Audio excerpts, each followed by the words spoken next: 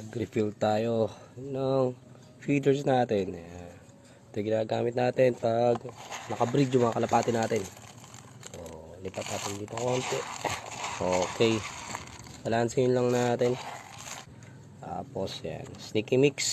Dadagdag din ako sneaky mix. Ito, Versilaga grits with redstone.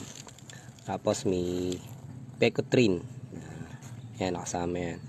Tapos meron tayong pink minerals, Versilaga. Yan. Tapos ito, breeder mix natin. Okay. So, sama natin dito. Yan, ginagawa natin pagka re-refill tayo ng patukan ng mga breeder natin. Okay. At ganito nga ginagawa natin kalapatids sa ating mga breeders pagka breeding season na. Yan. Nagdadagdag tayo